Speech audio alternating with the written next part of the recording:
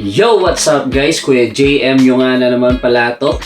And today is the day para matuto kang mag-YouTube. Ang ituturo ko nga pala ngayon guys ay kung paano ba kumita kay YouTube. Ano-ano nga ba ang kailangan para kumita ka kay YouTube? Una, syempre, dapat may YouTube account ka. At syempre, dapat may cellphone ka para makagawa ka ng mga video para may upload mo sa YouTube. Ito pala ang 5 bagay o kailangan mo para ma-monetize ka kay YouTube. Una-una, syempre, dapat may cellphone, may data or wifi.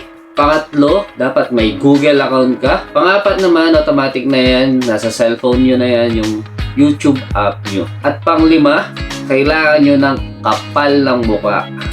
At kung meron ka na ng mga 5 sinabi ko na yon, cellphone, syempre, kapag magpo-post ka, kailangan mo ng data or wifi, YouTube app, Google account, syempre, kailangan natin yan at kapal ng mukha. Kasi sa YouTube partner, meron kayong dalawang kailangan na gawin para ma-monetize kayo kay YouTube at para kumita kayo. At kung meron na kayo ng 5 sinabi ko na yon, ito na ang kailangan nyong ma-reach para ma-monetize ang YouTube channel nyo. Una, 1,000 subscriber. Kailangan nyo ng 1,000 subscriber.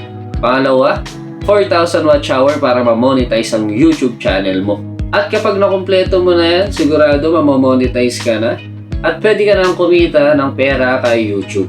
Suggest ko lang guys, no, para ma-meet nyo yung requirements ni YouTube, yung 1,000 subscriber at 4,000 watch hour. Kailangan nyo magsipag na mag-post araw-araw para naman makakuha kayo ng maraming viewers at subscribers. Siyempre sa una, mahirap pa yan. Pero pag tumagal, sigurado may manonood at manonood sa inyo. Basta ito ang laging tandaan. Kung gusto mong tumaas ang subscriber mo, mag-subscribe ka muna dito at babalikan ka ng 5 account ko.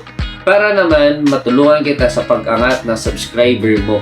Siyempre, sino-sino pa ba magtutulungan kundi tayo na lang maliliit na content creator, di ba? Kaya ano pa hinihintay mo? Subscribe na!